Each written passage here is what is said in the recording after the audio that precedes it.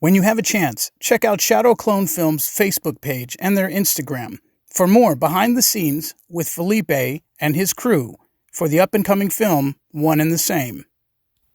Thanks for listening. Like many of us, Felipe Cisneros reached a point in his life of deep self-reflection. He realizes that time has a message for him. If you write it, they will build it.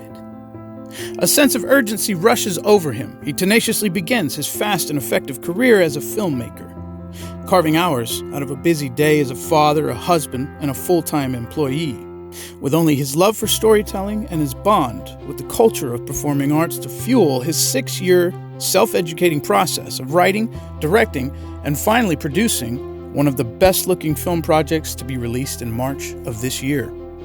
Felipe's most recent production is a feature film called One and the Same.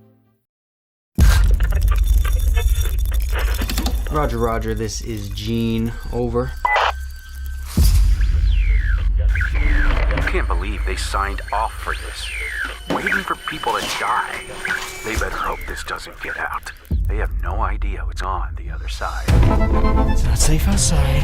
Feds got ears everywhere. Gene, this better be good. Sorry, but we're atheists. So. No, wait. My car broke down. I just need a phone call. I'm telling you, he's one of them.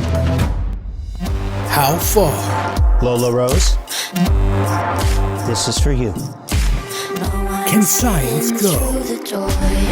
Are we invited? I need to see where this leads. From the mind of my neighbor down the road. Professor, she's here. What is this place? Are you willing to die for this? You let your guard down and then boom, you wake up and there's a chip in your neck. I can't do this no more, alright? I'm tired. It is so much bigger than all of us. You're not like the others. I see everything. Do you even know what you've done? You ruined people's lives. This is your fault.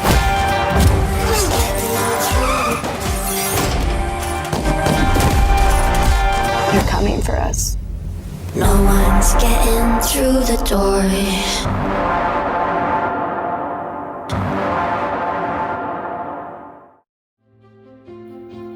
This is a conversation with a neighbor, a friend, a very talented and focused up-and-coming content creator, Felipe Cisneros. I'm just a wandering nomad out on the interstate. Eventually all these roads just end up looking the same. And now it's time for another episode of Relative Road.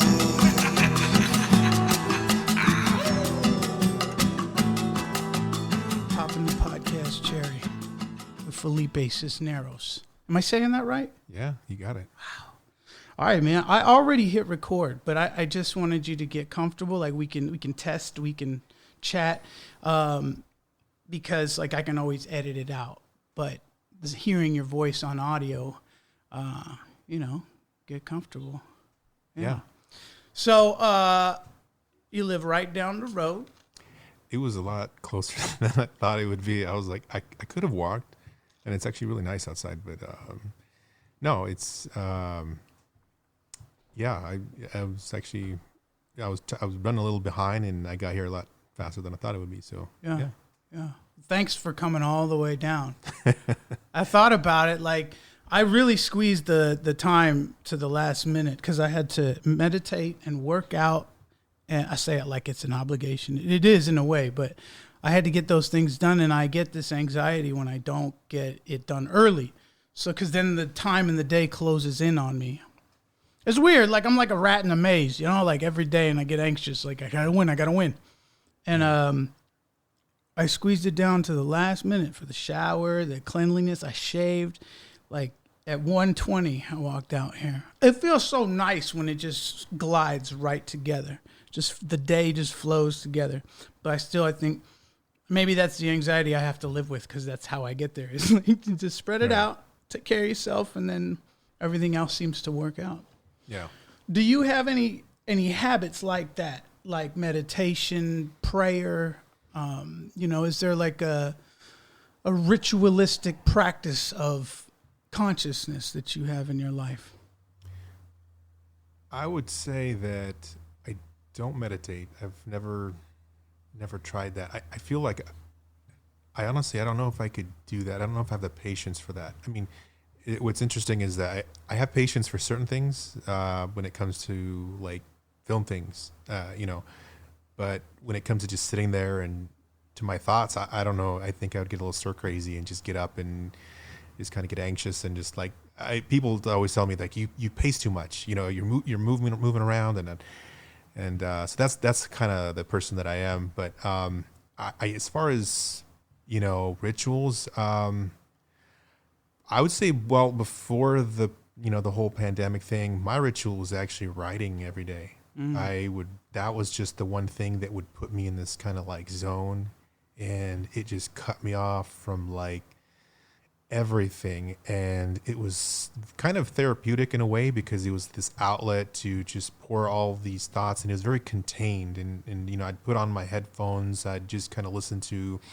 like something that kind of drones everything else out, like classical music or big orchestral thing. It could, there's a variety of things, but it would just kind of lull me into this zone, and I would forget about everything else. It didn't matter. And that was kind of like my routine for I don't know, a couple of years. As far as the last couple of years, that's really what it was. Again, up until the pandemic thing, then, I'm working from home. I can't quite, have those same routines. It just doesn't, I don't know. It's just a little bit harder. There's more distractions, and you might want to get up and go downstairs and get a glass of water, this and that, and you find the TV or whatever it is. And so it kind of broke my little routine. And that was, it was kind of hard because that's all I kind of knew for a while. And it was something that I'd like to get back to. It's just, I almost feel like I lost my way. I'm like, how do I get back into that routine? I mean, I haven't written anything in so long. So it kind of feels weird. Yeah. But that's kind of been what I've been doing. Yeah. So that kind of became your me time. Yes. It's time for you to sort of spend it in the space of your mind. And I know that very well, especially lately with painting. It seems to be the same process. Like it's like watching your inside come out on your own, not for the purpose of communicating with a person, but to see what is in there. And the bizarre aspect of it is that things come out whether you know what it is or not. Like if you just put your hand to the paper, things move from the inside to the outside, and it becomes like music. And I think that's why music is a great leader in moving into the mind, because it's like it can bring the nostalgia to a point where it's utility. It's like you can take the sensation of a historical moment in your life. Let's say rain. I like to use the sound effect of rain for like meditation. And almost every time it brings me back to a time when I was a child. And I can like almost smell the air of somewhere that was raining that isn't here. Different places I've been where the rain is exactly the same. It's just rain, right? So it just kind of reminds me like the time we think and the location or the distance of places we think is all in our head. And so it's become evident to me that time with yourself is... It should be as normal as anything in your life. Putting on socks, brushing your teeth. Getting that time is fundamental to your mental health. And I think we don't realize how slippery that is till it's gone for a while. And then our relationships reflect what it is we're not giving ourselves. So like stuff like that stands out to me because, you're in filmmaking, and the way the trailer looks on your movie is sharp. It's intellectual. It's thoughtful. It's a team. It looks like a group of people who really thought about what they wanted this to say and just shoved it into this project. And they It looks like that. Maybe I'm wrong, but it looks like a pretty strong collaboration that was organized and well executed.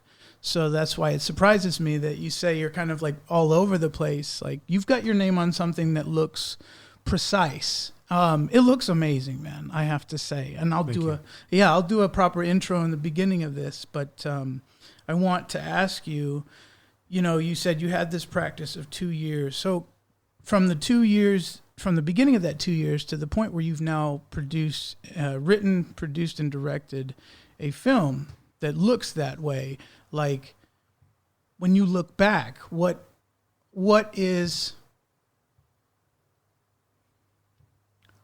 the most exciting thing for you about the future, having been through that? I think the exciting thing for me is to be able to kind of show everyone just all the work that I put into something, and I want to be able to share that experience. Like when they're watching it, I want to hear what their experience was like. What were they thinking? Did they like it? Did they not like it? I mean, I just want to get that feedback, and I don't know. There's just something kind of special to be able to create something and share it with someone else, especially when you just pour everything that you have into it. I can't say that I've ever done something to this magnitude, and so that's where it's like it's uncharted territory, but at the same time it's like, okay, I'm still kind of it hasn't hit me that it still doesn't feel real. Like I'm not even at that point yet. It's gonna be a while before I look back, because people they ask me like, oh, I can't believe you did this, and I'm just like, well, I can't believe I did it either, but I just kind of I almost sometimes felt like I was walking through like just like a not like a zombie, but you don't have it. You're almost going through the motions because you're not even thinking of you're not even feeling in the moment. You're just like, okay, I got to do this, I got to do that, and you're just kind of just powering through a lot of it. And that's what I felt like. For 2 years, I was just powering through things, so I didn't have that any time to kind of think about it. Mm-hmm. And so, 2 years later, I'm like, okay, let's now appreciate what I did, and now hopefully, get to enjoy the experience of how it kind of unfolds. So yeah. So what inspired you to start writing at the beginning of those 2 years? Like, have you always been interested in film? Has your career been sort of oriented in leading this way up to making a movie? Like, what started the whole filmmaking career? I kind of have to. I have to go back to like when I was a kid, and I was never like one of those kids that, oh, I want to be an actor or, make movies as a kid. I just loved movies. Mm-hmm. I just was so like the places they took you, and then, it was such a escape. And for me, that was just huge. I would watch movies on the disc or the tape. Disc. VHS. VHS, yeah. I had to remember. I'm like, oh, that's right. rewind it. Right. Yeah. So VHS, yeah. I mean, you'd watch all these movies, and that just kind of really that just stayed with me. And I also grew up in a household where like watching movies was like a communal thing. Like everybody just watched them together, and especially with like my mother, she was like a big movie goer. She would always round us up and go to the movies, like the Birdcage or the mm-hmm. cheap $1. You get 2 movies for $1. I don't even remember what it is, but the double feature, and we would go see movies. Like I wouldn't say every weekend, but we watched a lot of movies, and that was just like that kind of was just burned into my brain. I'm like, man, that this is something special, and even like it was just weird thinking about it, but like my parents, like mostly my mother, she was like really into like the Academy Awards, and I was a kid watching that, and I remember thinking like, well, there's only one TV in the house, there's nothing else to watch, so I guess I'm watching it too. And then I would just kind of watch that, and then that isn't something that really I retained so much then, but I look back on it now and I'm like, man, all of that is just that seed planted early. Like, wow, like it felt like such a special event of all these movies being celebrated, the best of the best. And I was like, that's so cool. You know, like I saw that movie and now it just won something. And then, you know, again, I think just the magic of movies, just it kind of stayed with me up until I would say probably in college. I don't know. I kind of had this like idea in my head. I'm like, you know, I think I want to be an actor. Like I want to be in that world and get to play make believe and do all these fun things. And so what it didn't just hit me. It was like this progressive culmination of everything that I kind of grew up with. And then one day I'm just like, you know what?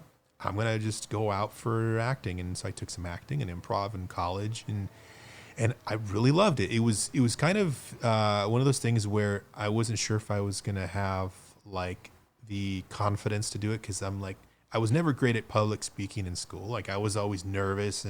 But then when it came time to perform in front of people that you didn't know, it kind of just, it all went away. And I was like, wow, this is really like interesting. Like I shouldn't be able to do this because I know myself and I'm like, yet I'm performing whatever this monologue is in front of people.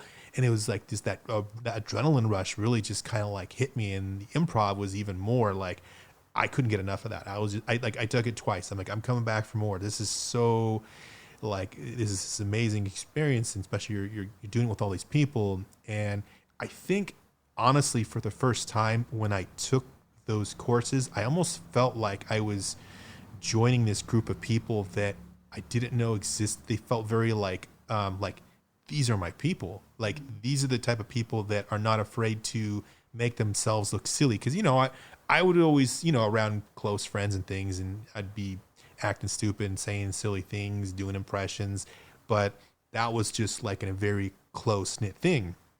And I didn't, you know, you almost can be perceived as kind of strange or weird if you kind of like let your freak flag fly a little bit. Yeah. But then once you go to these other, you know, you take improv and acting, everybody's on the same wavelength. It's just they're a little crazy and out there, and it's just like, man, I really was like, I love this, you know? Yeah. And so I did that. But it just at the time, you know, I was living in Oregon, and there really isn't opportunities out there to the film scene. This is, you know, years ago. And so it just was one of those things where like, well, at least I did it. I tried it. And then I kind of just tucked that away and didn't think about it for many years. And just, I was like, well, at least I didn't not do it. And so I gave it that, you know, the old college try. Yes. Sure. And so I felt good. I was like, okay, I pocket that away. Maybe that'll come in use later. And then fast forward, wow, like several years later, I mean, I'm talking like maybe 10 years later, give or take. I just, it was like, well, it's kind of a long story, but I'll get there as quick as I can. I was kind of inspired by this guy I met years ago, like on this vacation, and he was taking all these photos, and he was like, you know, I take all these trip photos and I kind of make a book about it. And, you know, I of my travels. And I was like, oh, that's really interesting. And you sell them? And he was like telling me all about it. And I'm like, how did you do that? You know, he was easily in his 60s, maybe 70s, and he's an older man. And like, how did you figure out how to do that? I don't even know. I feel like I'm a pretty young guy. And then it was such a impactful thing that like, he just took like whatever his passion was, he did it. Didn't matter whether it looked like the ones that are on hanging on walls or whatever. It's like, he just did it. Yeah. And that idea just to like, didn't even care, just did his own thing. I was like, wow, it really inspired me. And I'm like, let me kind of take that concept and see what I can do with that. Yeah, good. I like the way you put that. And so it was that moment where I kind of started racking my brain. I'm like, well, what can I do? Like, you know, and then I don't know, something kind of clicked, and I'm like, acting. I'm like, oh, that's right. I did want to act at one point. Let me give that another shot. Like, I feel like I have that inspired energy. I'm like, okay, if this guy can make a book out of his travels, then, you know, I can do acting if I really put forth an effort. I don't care what anybody says. And, you know, I kind of started, like, you know, taking like monologues and practicing them and taping them and trying.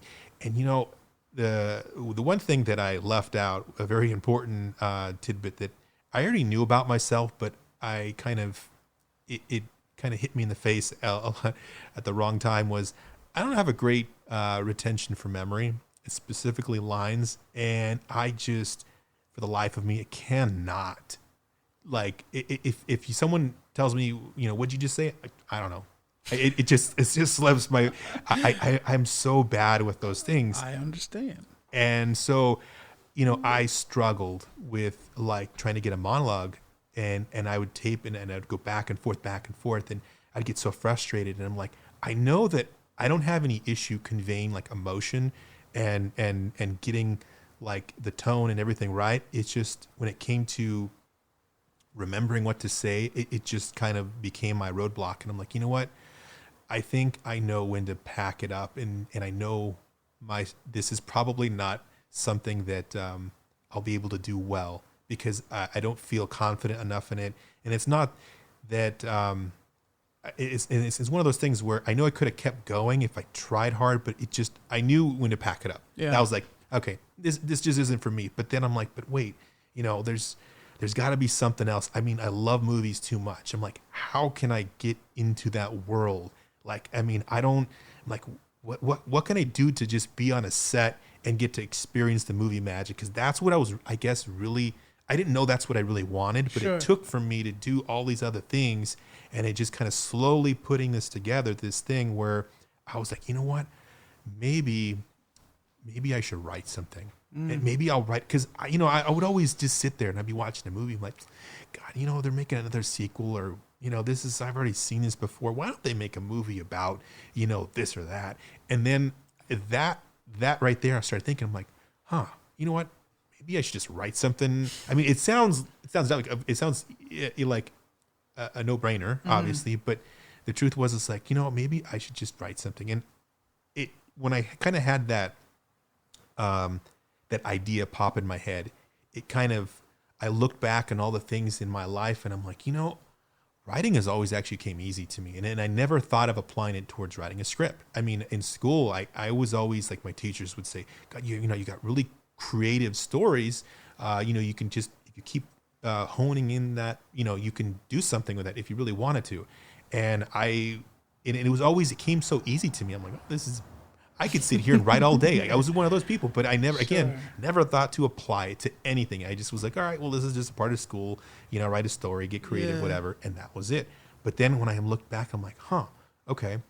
So back in a couple years ago, I went ahead and just said, all right, you know what? I'm going to write a script. How do I start?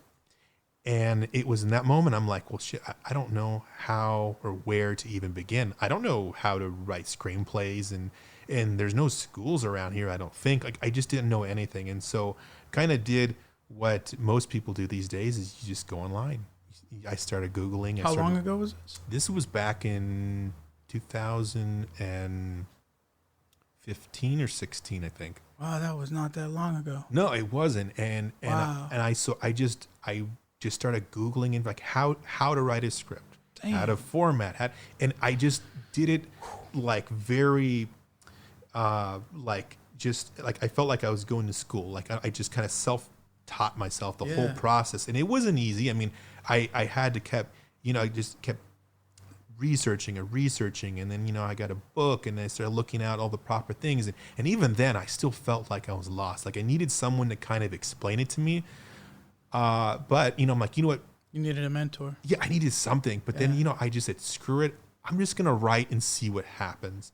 And it was weird because I'll never forget this, because it was like the first time I was like about to go to bed or something. And I remember just having this idea pop in my head. And I'm like, that's really interesting. I'm like, I think I could make a movie about this. And, me, I got all excited, and then I just started like, after taking all that information I just learned, I'm like, let me just start writing. I know it's not going to look great on paper, but let me figure it out. And in 2 weeks' time, believe it or not, I wrote a feature film, which, because it's crazy. I wrote a 120-page feature film, which was way too long, and it's garbage. But the point is that I did it in 2 weeks because I just was so motivated to get this idea onto paper or whatever. Put a bunch of meat on the plate and started cutting away. I just threw it there, and that was, most people write a short story or something very small. I just went for it like a big swing, and I said, "All right, I'm doing a feature film." Wow. And I, and then once I did that, like I felt like, okay, that was easy. Let me write something else, and I wrote like 2 more short films fairly quickly, and then I'm like, man, I can really do this. I don't know. I felt like I was in a hot streak, but then I slowed down. I'm like, all right, let's go back and look at what we wrote, and then like a lot of it's trash, but it was at least it was kind of working out that process.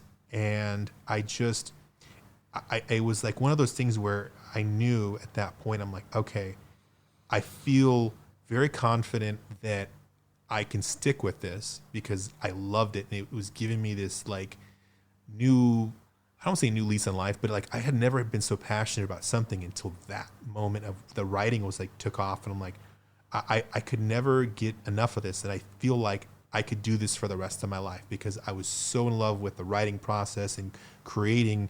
And that's kind of where it all started. I just really taught myself as best as I could, researched it. And, I've seen enough movies to kind of get an idea of how things, work a little bit in terms of script, but I still was going off of what I was picking up off the internet and things like that.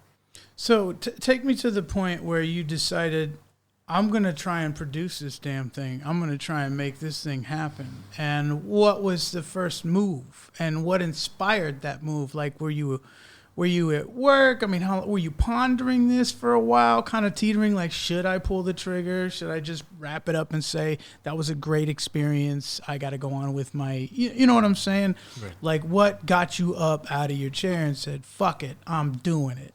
For my first project? To make this full feature. Is that, you're talking about, what is the name of that one you're talking about? Well, the first film that I ever wrote was a short film called A Cry for Vengeance. That's right, with David. Yes. David Pack. Exactly. Mutual friend, yes. And that was an interesting experience because I didn't direct that. I wrote it, and this was like probably several months after I started writing. I kind of got a little like antsy. I'm like, I gotta make this thing. I gotta make it happen. Like, how do I do this? And I again did more research. Like, who can help me get this produced and directed in my area? Because I didn't want to go outside of Sacramento. It was just too much. It was too much too soon. Like, I needed to kind of start small. And I found a guy named Nick Leisure, who's actually happens to be my producer on my current film, the feature film. But we'll get to that later. But this guy, I reached out to him and I'm like, hey, you think you can help me get this film made? And he's like, all right, you want to direct it? I'm like, no, I don't want to direct it. Because in my head, I'm thinking directing. I thought he meant like using the camera. And I'm like, I don't know how to operate a camera. Interesting. I didn't even know. There was so much I didn't know. Like, I didn't know that the roles of what people did. And I thought the director was the one that held the camera. So I'm just like, no. Wow. I'm just going to sit and I'll watch and just you tell me how it all works out. It was a very interesting learning experience, but very necessary because that set experience kind of opened the world up. And I'm like, okay, so this is how it goes down. And it was a very interesting learning experience that was very... it was very challenging, and it was kind of the beginning of everything else because it really allowed me to see like this is how it works. It wasn't just like a fluke, like a one-off. Like oh no, I want to keep doing this. Like that's what inspired me to kind of make another one, and that's when I opened it up the door to okay, the director is just the person who kind of gives the actors the direction, and then I was like, well, I'm going to do that the next time. This time I'm just going to let you take the reins. And so that's kind of how that started. But it was really just a matter of like impatience, what started that, because I felt like I was ready. I wasn't, but I just wanted to do it because I'm like, not getting any younger. These things take a long time. I just want to go out there and do it. And that's what I did. I just did it. And why do you say you weren't ready? Because I didn't know, I wasn't prepared enough to know like how it worked on a set. Like I was familiar with the script writing at that point because I kind of did my research on that, but I didn't know what it's like on a set. I didn't know how things are delegated. I didn't know the roles, and I didn't know my job as the writer. I mean, because usually the writer isn't on set. Right. They're just they someone else is handling that, and so that's where. But I happened to be on set because I was also producing it, and so I wanted to learn. Yeah. Like, you want to be on set for that. I'm like, okay, this was it was good, but I definitely was not ready in a lot of ways, just because I had never been on a set before. Yeah, fair enough. And what I find most interesting about this piece of the story is that, you said at some point early that writing came easy. What I think is interesting about that, and this is kind of related to fatherhood, right? Our children. It's almost like if it's too easy, then they're not as encouraged or enthusiastic about improving the skill because it's not quite as challenging. Which sounds like is what happened with you, is like, well, that's too easy. I might as well do something more difficult. But what's cool is that, like, if maybe somebody would have caught that and would have said, no, let's try it, let's take it and let's make it hard. Let's make it challenging and see what you do with it then, if you're, because you're a natural, right? But that's where you find the magic, is where you grind through the parts that you're not familiar with. And I think that's what happened to you, is you saw that in yourself. You saw that you could find something and believe in it so much that you could just live it out to see what the outcome was. And you're running these experiments on yourself. And again, like at the end of the first writing experience you had, you wanted to see something else happen and you just didn't know what it was. And meanwhile, you're having a family experience in the background, right? You've got children, a wife, in-laws, and the whole nine, right? You've got a full life. You're not this single guy trying to make a movie by himself. And it makes a difference, because the fact that you are a family man and have within, 6 years, put together something reputable and is out there competing, winning. That's the inspiration, I think, in your story. And it's funny because you describe yourself as sort of ADHD. We're I'm kind of all over the place. I forget shit that's immediately. But yet you found a way to hyper-focus on something and just put in the work. And so it's tied to the work ethic. Where does that come from? Were you raised by hardworking parents who just pounded it into you? I mean, what was childhood like in terms of activating your strengths and your creativity, and you can keep it short if you want, and we can keep going with the writing and how that evolved. But yeah. I just thought that was a really interesting part, and that your childhood, how does that tie in? I would say that, my parents were pretty open to, if I wanted to, they didn't necessarily keep me from going in certain directions of things. They just wanted me to go to school and just basically get an education. They never said, well, you have to do this or that, and they never curbed any type of I don't know what's the word I'm looking for, creativity. It was never they never said not to do it, but at the same time, there wasn't anything specific that kind of allowed me, because I didn't really tap into that stuff at a young age. I kind of just, I know it's different being a child back then than it is now, just because you just went outside and played, you came home, and that was it. There's no internet. You had some TV, but even then it was because I look at it and I'm like, if I grew up, in the times now, I don't know if I would still be able to do what I do, or maybe another angle is, because I look at how I got to where I did, which I don't feel like I've done much, but I know that I can tell you that I would have not been able to do it in my younger years. Everything had to happen in the way that it did to lead up to this. There's I feel like I wouldn't have had the right creativity, the right mindset, in my 20s, early on, right out of college, it wouldn't have happened. It's just interesting because the evolution of your creativity, let's put it in those terms.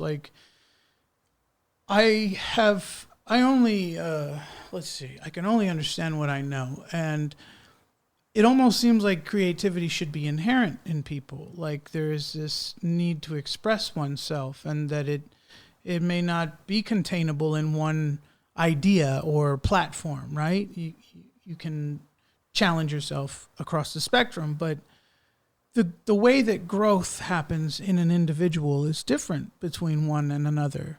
And I find that fascinating, that I have always had a kinship with like art and drawing and things of that nature. You know, I was more of an introvert as a child. And then as time went on, my art became relationships. I wanted to get to know people. I wanted to like experience the world through feelings and connection. And it was a long, hard road, you know, because people are quite difficult. But it's hard to see why, when somebody wouldn't develop their creative muscles until later in age. And that I find most fascinating, because when we deal with children, that's something we should consider. Perhaps these children don't express themselves that way it's most accurate to them, to their own perception, you know, of who they are. So, but going back to when you started making these things happen and you got that first film produced and made and it's done and you watched it, how did you feel? I think that I was I was kind of taken back. I was just like, I created something and it's real and it happened. I was very, I want to say happy and excited, but I was also, and this is something that's kind of just been in my DNA. I'm a perfectionist, and I have a certain level of, I know what I want. And to say that I didn't get what I want, and it's just because I didn't know what to ask for. And so I had some disappointments, but they're more in myself, you know, just because I wish I would have known, or somebody would have told me, or there's all those type of things. Sure. They would have prepared me better for that. But that said, I was proud in what I did, because I worked hard, and it was one of those lessons that were like, okay, if you're going to do this, you have to prepare. You have to take it serious, and you can't just walk in there and just like, talent will get you so far, but you have to do the research, and you have to, be mentally strong, because there's a lot that just goes with making a film, because you're showing it to all these people, and they're going to give you criticism, and they're going to tear it down. And, that can ruin people, and you have to be mentally strong. And I know for me, I take criticism well enough, depending on who you ask. Some people, but it's like anybody else. Nobody wants to hear bad things said to them. Sure. But at the same time, if it's constructive and it's helpful, then I'm all for it. And and I think that for me, I was just one. I just really wanted it to. I really wanted it to go to a certain place, and it didn't. And so I think that kind of checked me a little bit. I'm like, you know what? I got to go back to the drawing board, and whatever I do that follows this it's not going to catch me by surprise, because I'm going to be ready in a different way. Yeah. Yeah. And did that happen on the next project? Is that where we met? Yes. Okay. Yes and no. Now, I was a lot more prepared for my follow-up film, which was Not My Blood, that you were a part of. However, this was also my first directorial of anything. Mm-hmm. So that was a different responsibility that I had not experienced. And that in itself was where that kind of led to some,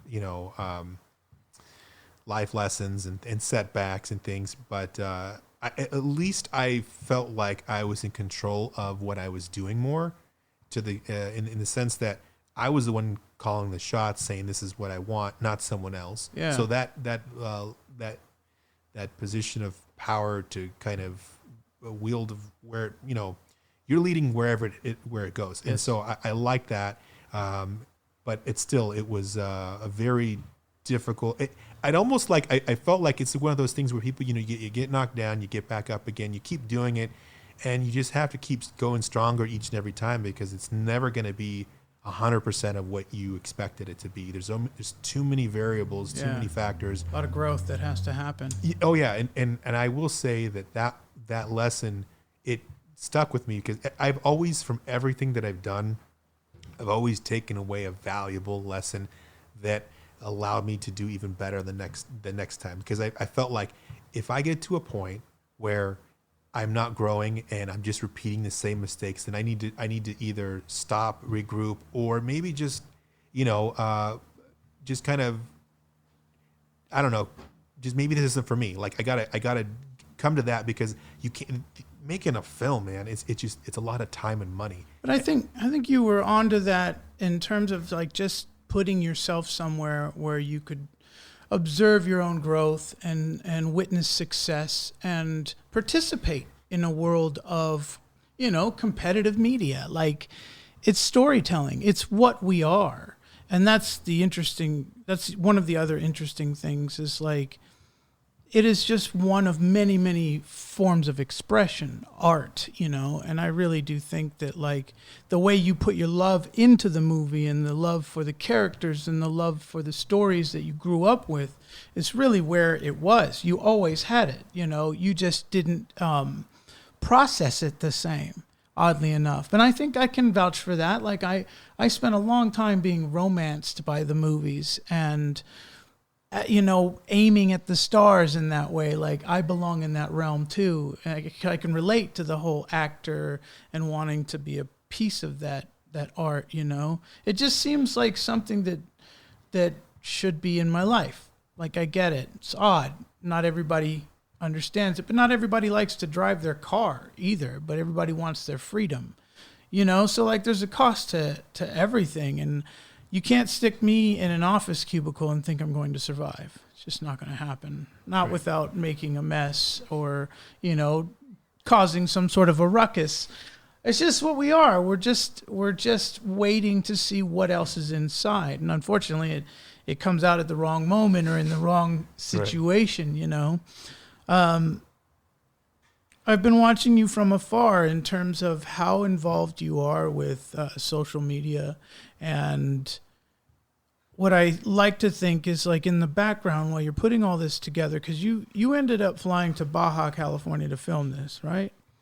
Yes. Yeah. So that just tells me that there was a lot leading up to that and that there was a lot that needed to be ready and prepared when you got there. So that's a lot of responsibility. Now you're at that point in the journey where now you're doing the big film. We're just going to jump ahead to that. And you're about to get on a plane and go to Baja, California and direct and produce this whole shebang. Do you feel pressure? Is your relationship with your partner at home, how is that sort of like something that in the background is like taking some stress as well, because now you're going to put your entire being into this baby that you have. So that's kind of important to me too with the starving artist is like, there's this fantasy that if you're so good at something, you should drop everything and do that and you'll be fine.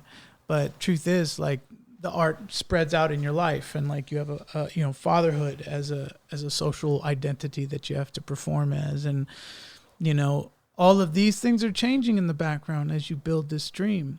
The time you spend writing, your partner is there doing whatever that they're doing, And so like that never seems to come up as you described. So it sounds like you have an amazing support, and that's a factor too to consider. It's like you've got a team of people who are helping you build this possibility.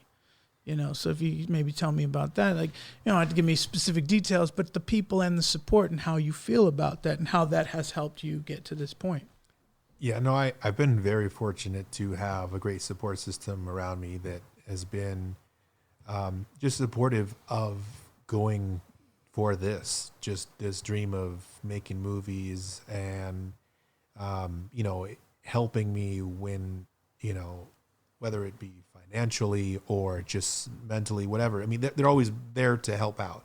And so I've had a great support system. And, you're right. Writing, it's a very isolating thing. You do it by yourself and you have to kind of separate yourself from everything else that's going on in your life. I was actually fortunate enough to be able to get a lot of writing done at work. I have a desk job, or I did. And, I would just kind of write one on my spare time when I was, caught up with everything. And so it didn't really interfere with like home life, which is good, because then I can come home and then, and then focus on that. But I will say there have been times when I did need to write at home, and it's just, it's so hard to do, because then you feel like guilty that you're taking time away from them, or whoever your loved ones are. And it's such a hard thing. It almost, it kind of curbs the creative process, because it almost gets to you in your head, because you're looking at the clock and you're like, I've already been writing. I've been staring at this page for about an hour. I haven't even done much, but I could have been downstairs, and just that whole, it just messes with you. And it's something that I've managed to, up until recently, again, with the whole COVID being at home, and that's been a little bit of a different process. But up until that point, I kind of had it down pat to where I'd keep that separate, but sometimes it bleeds over, because then you have phone calls and emails, things you have to deal with, especially with the feature film. I had so many people corresponding with me. I felt like I was always on my phone. Just, people sending me stuff. What do you think of this artwork? What do you think of this clothing? And the audition process was just so consuming. I bet. I mean, you're being sent people on the daily. What do you think of this actor and that? And you're just constantly watching audition tapes. I almost felt like I don't even remember like that. That's all I did. I was so consumed, and I knew it was necessary. I had to do it, but you just think of all the outside of whatever, you're like, if I was like 20 and I was living by myself, it wouldn't matter, because then you're not affecting anyone else. But when you have all these other lives around you, you have to take that into consideration, and it's a balancing act. But I've been very fortunate to have such a great support system that I'm very, I still feel guilty. Don't get me wrong. There's a lot of times where I feel still there, huh? Like it's like a little tiny frog in the throat. Like it never goes away. It never does. It's just one of those things that's in the back of your head, because you have, you don't want to let them down. Yeah. That's the other thing too, because there's a lot at stake. Yes. And that is the most heaviest burden you could carry. I feel like I'm at an AA meeting right now. Amen, brother. Yeah, because it's true. You're always fragmented, and you care so deeply about all the different things you're doing and all the things you are. And our children, that's obviously a big one. The big one is like, are my children experiencing me in a way that's productive for them and progressive and loving and so on and so forth. So it's a challenge. And I do like to point out that, like, your support team keeps you healthy, and like the healthy, conscious atmosphere is important as well. You live in a peaceful, dwelling. You come home and you're happy to be there. Big difference. And obviously, like you said, you found time in a place that separates you from those distractions, at least enough to put the guilt at bay, and make a deal with time and yourself.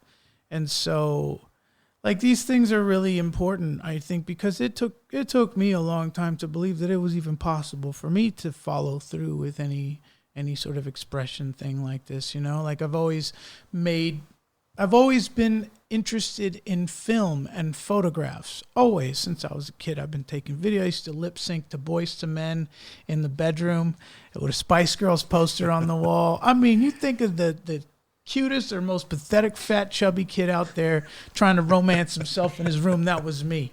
And, hearing about your story and thinking we're probably from the same block in some ways. We grew up around the same time.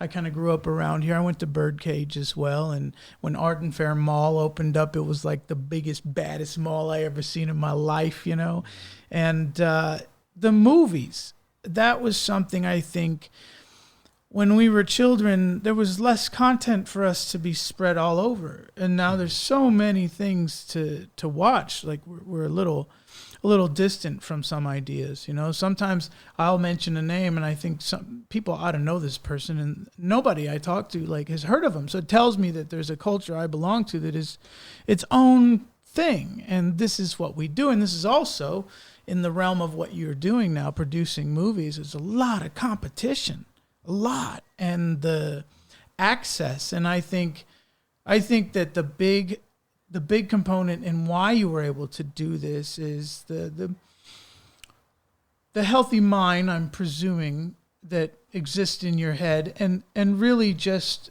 the way you're able to balance your life and find that time as the currency that would have been the missing component had you not done this. You just said, I just didn't have the time. Well, you found it. You carved it out. That's really, really, really important, because at no point did you say, I have to do this, I can't get time doing that. And I'm really criticizing myself because I've used these excuses. But it just goes to show, the way we grow is different. And we may find ourselves frustrated with others who don't grow the way that we do. And conversations like this I appreciate, because I was the kid who just couldn't get enough all the way from the beginning, and then you grew into the kid who's I'm going to knock this shit out the park. And it just came easy. So I adore that in the difference between us. I think it's wonderful that you were in the same neighborhood, just kind of dreaming, what the hell can I do for this world? We putzed around and here we are, and sometimes tied to the same people in the community. So you get to Baja, California, and everything's a go. And did it go smooth at first? Was it rough? I mean, how did the whole process go for you? The process was very... I would even have to take a step back to even kind of just give you a little more insight as to what was supposed to happen and what didn't.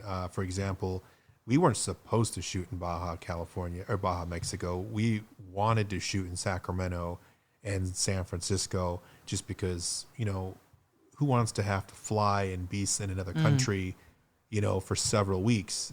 You want to be able to come home to your own home and in the comforts of your home. So it didn't work out logistically. It was a nightmare. It cost more. And it was something that I had to kind of, I almost had to take a step back, because that was the plan. And I was like, I don't think I can do this. This isn't going to work. I was being told, you got too many locations, you got too many actors. It's not going to work for the amount of money that you want to make it done. So I was a little defeated. And then, I reached out to my producer that I had mentioned earlier, my first film, Nick Leisure, and he, I went to him for some advice, because, he kind of had been a mentor in terms of, he kind of showed me the ropes in the beginning, and he had just actually shot a feature film down in Baja at the Baja Studios in Mexico himself, a clear shot with Mario Van Peebles and, Glenn Plummer, and so he did a big old production down there, and he was, at the time he was shooting us, if you want to shoot a movie, you could come to Mexico and do it. It's a lot cheaper. And I was like, I don't know, that it just, the way what I wrote, it wasn't meant to be in Mexico. And he's like, don't even worry about that.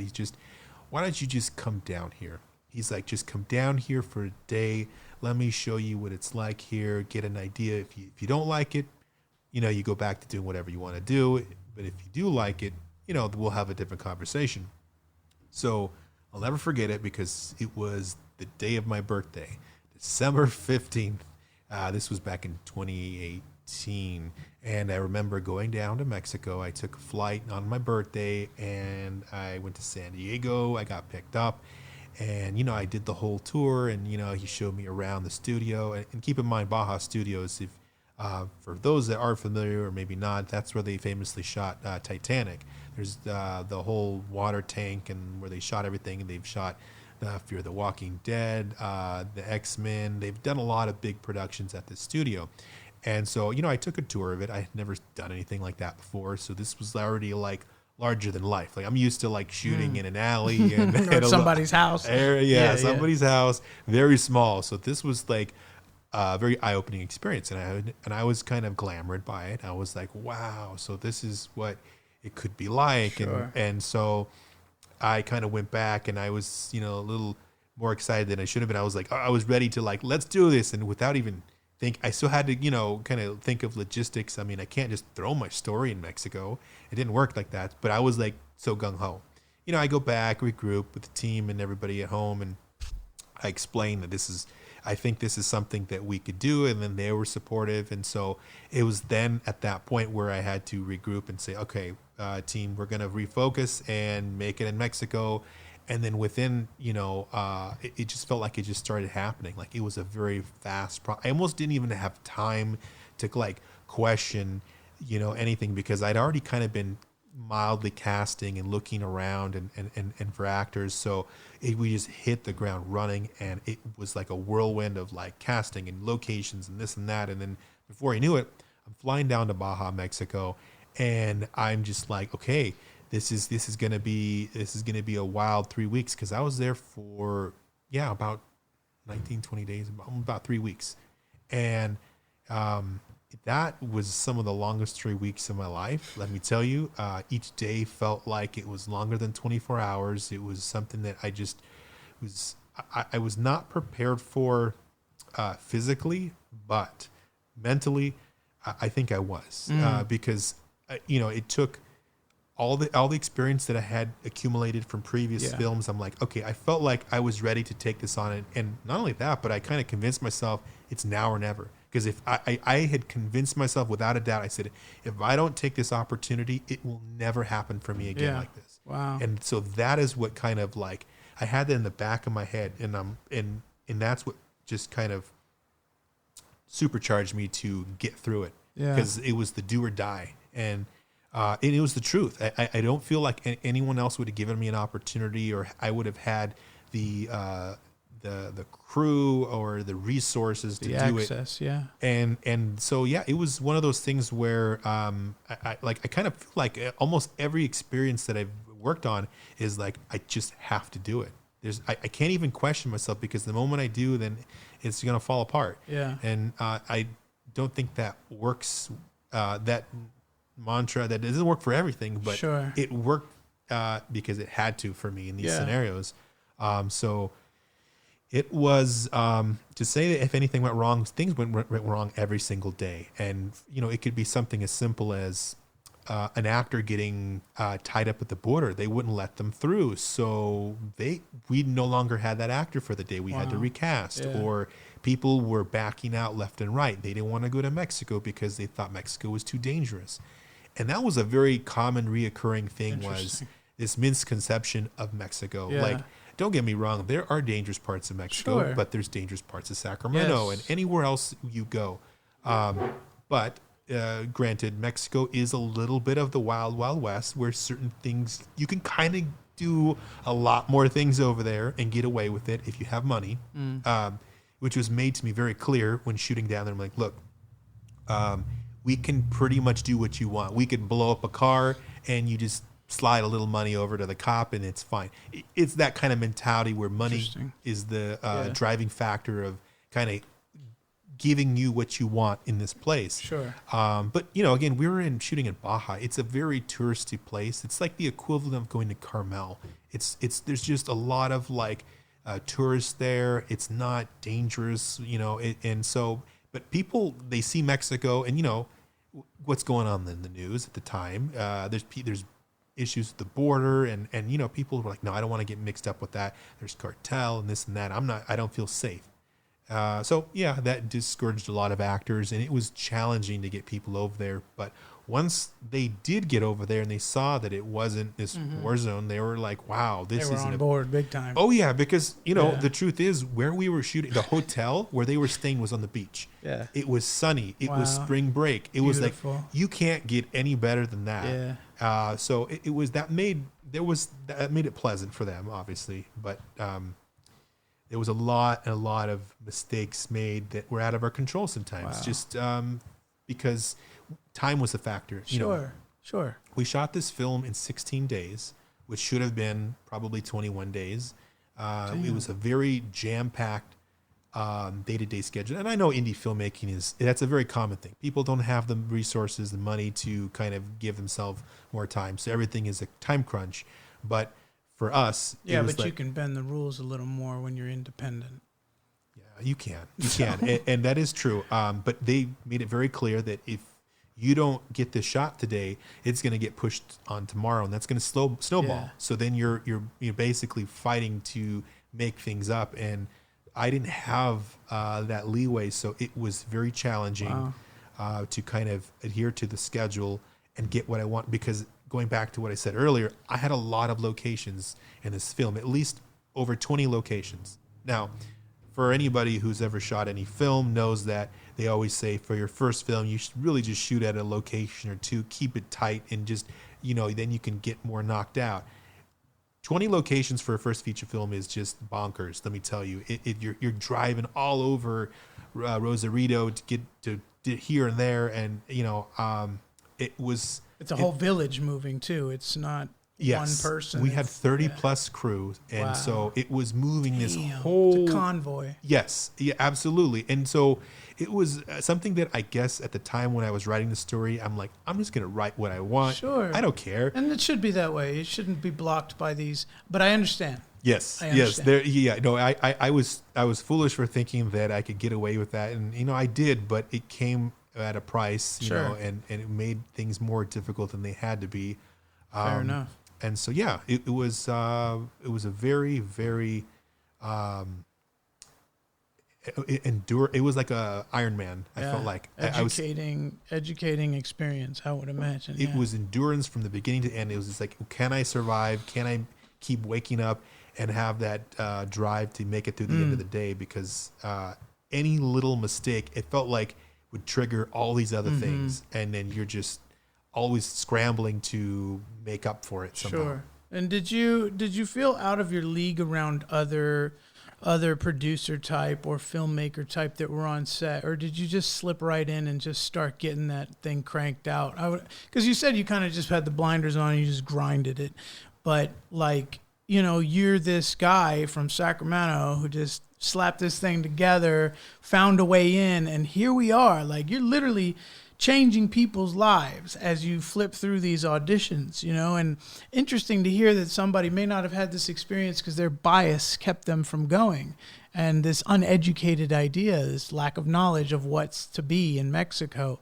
And I just think that that's fascinating that you just had those blinders on, burrowed through all these problems, and that's the only way that you were able to do it. In fact, you were never really ready at any point making any of these films, as much as you would like to believe you were.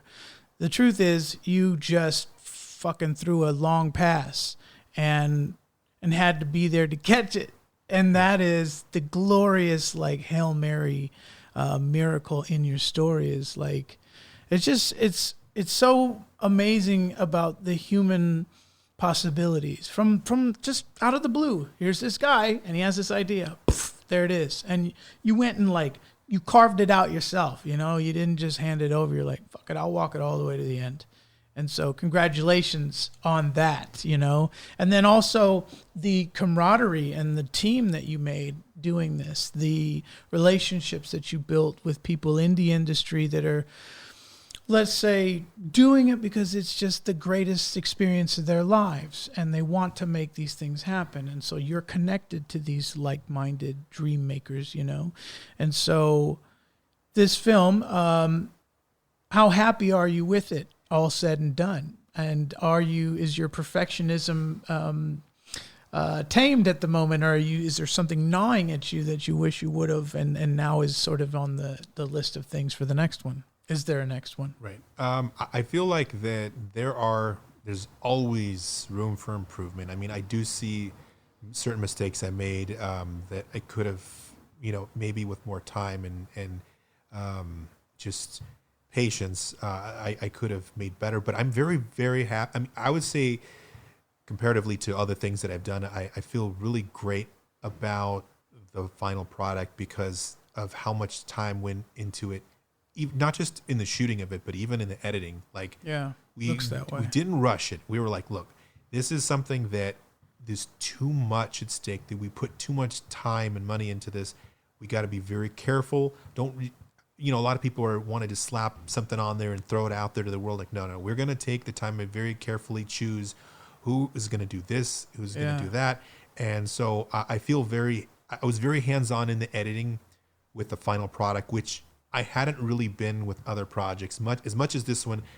To say that, I mean, I had a hand, like when I mean, like down to very specific, something as simple as like, if I didn't like the way that somebody moved this way or that way, I'm like, no, I don't like that. We got to take, I almost felt like a surgeon. I was there with working with the editor. I'm like, carving out every little tiny, because I wanted this to be the most, like personalized. Like I felt like I'm going to live or die by this, because I'm the one who decided whatever you see in the film is because I decided that was the best that I was able to produce with what I did, and that's what's on screen. Not to say all of it is great, but that was the best that I could do with what I was given, and I did, I gave it my all to get here, and so and I wanted it to be that much involved, because I hadn't been so much in the past, because I didn't know that I could be, or if I should have.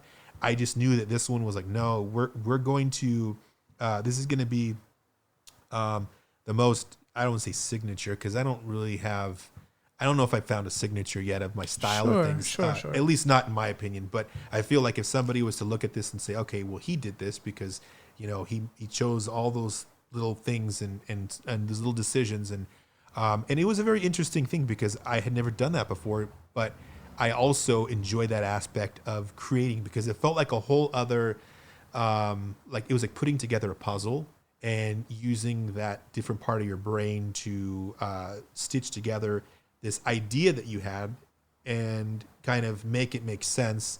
And I don't know, it was very eye-opening to me. I mean, I could never be an editor, and I don't want to be an editor, but I liked working with them on that to create the final product. That was a really cool process. And I think, honestly, in any endeavor where you're putting something together out of nothing, learning the processes all the way to the finished product are important as a creator, and I think it's okay to be just a producer. I think it's okay to be just a director or writer or what have you, right? But it's almost like automating certain processes makes all the sense in the world, frees you up, right? It's getting your time back.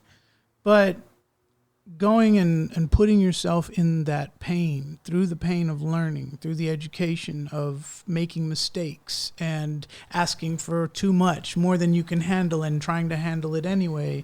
These are like leadership challenges, and I think in terms of like a personality quality, leadership is something where you do the job, and if you care, you try to do it with precision. And it sounds like that's what happened to you, is that you saw an opportunity to be a storyteller, and you admired storytellers from the past so much so that you wanted to do this role, dignity and respect and precision, again with that term. But I think that's just what it is with you, is that you're not after some glorifying, glamorous Hollywood goal.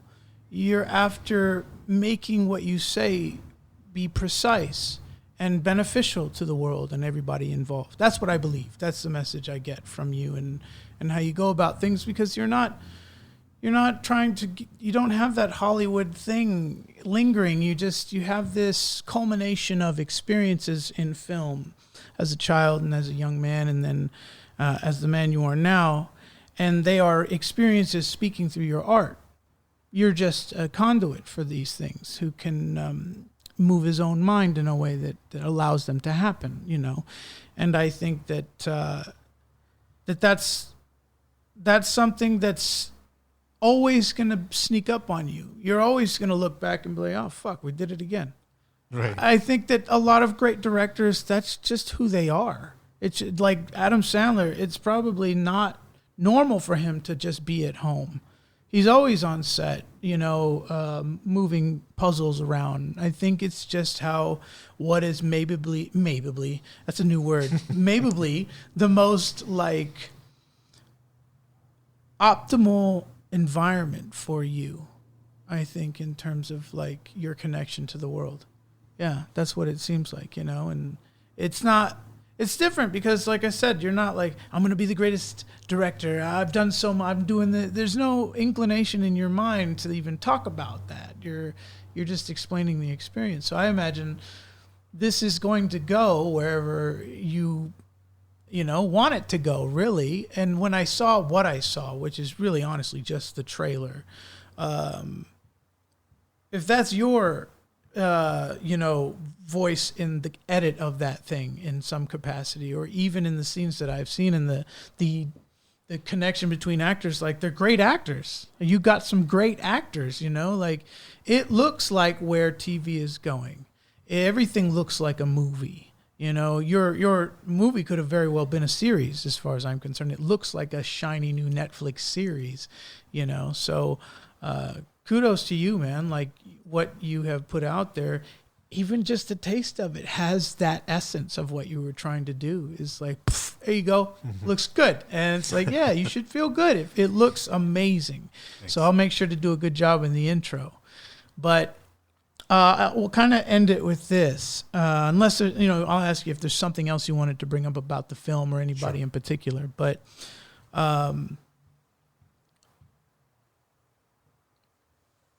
this last year obviously has been just everything but what we thought it was, and we're neighbors in the same community. And, I don't know what it's like on that side of the neighborhood, but do you feel like this part of Sacramento and the life you've lived here, do you think those things are in the film in terms of your storytelling? The people, the characters you built, are there inspirations here that are in that film? I know that when I wrote the initial story, I did pull from my own experience, because while I do live in Sacramento now, I was actually born and raised in Lincoln. Okay. Which many people don't know where it is. I guess if you say the casino, then they kind of have an idea. Sure. It's right by Roseville. Yeah, Thunder Valley. Yeah. But Lincoln, it was a very small town. It was population 10,000 people when I was first there. And so when you grow up in a small town like that where everybody knows everybody, that idea and concept kind of was in the back of my head when I was writing it. So like, I want to create something that feels like everybody knows these people in town. There's a very small town, and just that's kind of what drove the inspiration to a degree of, these relationships that people have, like with people when they're kids versus when they're older, because people have falling out and they don't really talk anymore for whatever XYZ reason. And so that was really in the back of my head, and it was kind of carries through this film, among other things that are, science fiction that have nothing to do with that. But, I just wanted to layer with other things of my own interests. But that's where I pulled it from. It's just living in a small town experience where you have these, because I think most people can relate to growing up with somebody and then you just stop talking to each other for, it doesn't even have to be like a thing. It could just be you fall out of touch, and then years later you come back and maybe you're friendly, maybe you're not. Right. And that's a lot of what carries this film. Okay, cool. It's just cool to know that the person that wrote this story is from there. Your small town experience is from Lincoln, California. Right. And it's its own thing. It's Northern California. It's beautiful, and so you have a very California, I would imagine, experience to telling your story. But, I'm just talking out my ass at this point. Tangled myself in the headphones. So what's next? You said you're going to go on a marketing sort of tour for this movie. Yeah, we're definitely trying to get the word out and just get as many opportunities to promote the film, and that's kind of the big push until it's released, because it's set for release March 23rd, which is coming up next month. And, we're going to be pushing promotions till it comes out, and even after it comes out. And, all of that's just going to help get us, where we will eventually end up, because right now it's pre-orders, iTunes, It'll eventually expand to all digital platforms, and then eventually find a home on a digital streamer, which could be Netflix, it could be Hulu. I mean, we don't know. It really depends on the success of the film itself. But our distribution company, Gravitas Ventures, is they have a good track record. A lot of their films, they end up on the biggest platforms. So we feel pretty good about that. But we still want to get this film seen by as many people. I mean, I know, speaking for myself, I mean, there was a lot of people that poured a lot of time and effort into this, just crew and actors.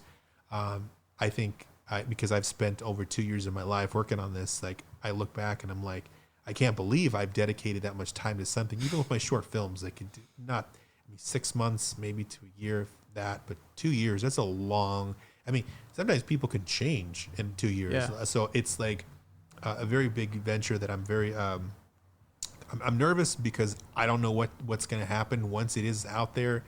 And this is like unknown again, because with the short films, it's not something you're selling. You're just putting it out there and people watch it or they don't, and then you move on and you gain that experience. Because really, all my short films have just been stepping stones of this training ground. I've never had the intent, well, this is going to make me famous or whatever. No, I always knew that this is how I'm going to learn the ropes, and that's all it was for me, was learning the ropes. And if people like it, great. If not, then it is what it is. But this is a little different because this is now a product that people are selling, and there's money involved. So you have to approach it differently. And I'm not familiar with that. I mean, this is a whole new territory, but I do have hopes that it'll go to where it's supposed to go, and the people that are meant to see it will see it.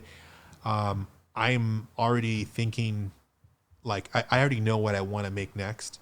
But I feel like I've known for years, like, I have this slate of things that you want to do, but whether you're given the opportunity that's the decision of whether you can.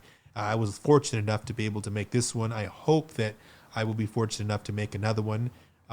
It's already, I mean, I've done a little kind of like, feelers, sending out, my pitch to some companies and people to see if they're interested. Sure. Just slowly starting, but I kind of wanted to wait until this film kind of came out, because people don't want to give filmmakers any opportunities unless they've seen that you've done something that's been proven or a success or whatever. And it's like a catch-22, because, you can't make anything if nobody gives you the opportunity. And then it's like, you're just basically always trying to get somewhere where people don't want you to, like, oh no, sorry, we're not gonna give you opportunity. I don't know who you are. Well, then how do you expect me to make anything? Right. So that's where I finally have something that's like this commodity or whatever you want to call it. Sure, you have a product to sell. Exactly. Now people can say, okay, well, I see what you can do with this, and maybe we can give you a little money and hopefully make something else. That's my hope, is that conversation will be something that I can have in the future. Is now we can talk a little business. I've proven myself. I made a feature film, with my own two bare hands, with all this, all these people, and I feel like it was, if I was given even a more time or maybe a little more money, I could even do better, because I'm always striving to do better than the last one. And I feel like the feature film was just like everything I had learned, I poured it into that film, and I was actually kind of proud of myself, to be honest with you, because like I'm pretty hard on myself, but the one thing I could walk away with saying is that I gave it everything that I could. I really did, and it was something that I never allowed myself to slack, or because I was in Mexico. To put it into context, I was in Mexico during spring break. Oh. Now, a normal average person could say, wow, the fun that I can have here. Maybe, yeah, I guess. But but it's there's so much temptation. There's a beach, it's sunny, you just want to walk and get, some fish tacos, have a beer, whatever you want to do. But like for me, I'm like, I was so laser focused on what I wanted to do, is that I was basically like, I knew that I knew that what I came here to do, and it wasn't to have that kind of time. Yeah. You know, I knew I came here to make a movie, and that's what I did. And I was so proud that I didn't deviate, and I just was constantly like I knew what I had, like the focus of my goal was always in front of me. Yeah. I'm like, I'm going to do it. This is just noise. I'm going to just keep pushing through because I didn't have the opportunity to fail. Like, this is not the time to, drop the ball because you'll never have this same opportunity again. And maybe you'll never be given another opportunity to do this. So I took advantage of that to the fullest. Yeah. And I was proud that I can walk away saying, man, you did that. And if you never do it again, I'm okay with that because that's a huge undertaking. Yeah, no doubt. And again, congratulations, man. It'll be fun to see what happens next. I trust that. I really think if I can make a prediction and give you a compliment to sort of take us to the end here, but the most amazing part of your story, I think you mentioned it took 2 years to do this. You poured every bit of yourself into it. You can get a college degree in 2 years. And not only that, you can take the wealth of that education and do it so well that you just get your internship and you're in. You know, it's how much you want it. How bad do you want it to happen? And I think that's a relationship with yourself. And I think that's the most empowering part of your story is you saw a goal. You didn't let yourself disbelieve in the possibility. That's a big step to say, I'm not going to feel negative about this. I've made a decision. And you put those doubts aside and you just went for it. And people were watching. People were involved, and people will hear this story and think, I have no excuse. All I have to do is just move my hand and let it go and start digging in, and don't let the self-doubt, as much as we can help, play a part in our demise, because many things can get in the way. But I appreciate you coming here and sharing the story. It inspires me to take a leap leap with a P, when it comes to things I'm completely insecure about, but have some essence of the potential in myself. And that's what you've done for me is solidified that, like, there's no way to doubt it now. Your neighbor down the street just did some big thing, So thank you. I appreciate you. Yeah. And good luck. Thank you. Appreciate that. Yeah.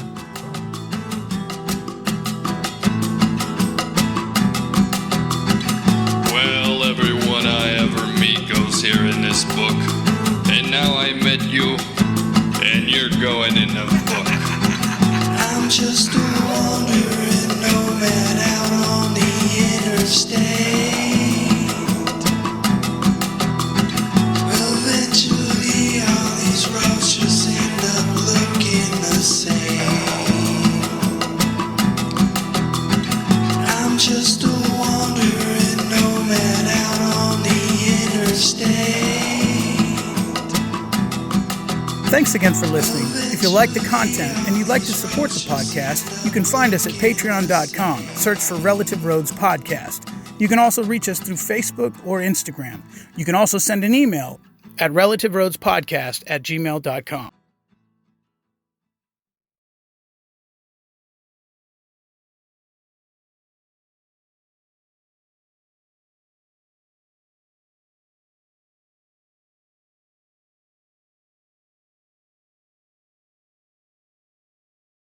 You can also make a handwritten letter or a postcard, or you can make something creative, maybe a picture, and send it to us at P.O. Box, relativeroads.com, podcast.com, Relative Roads. Thank you.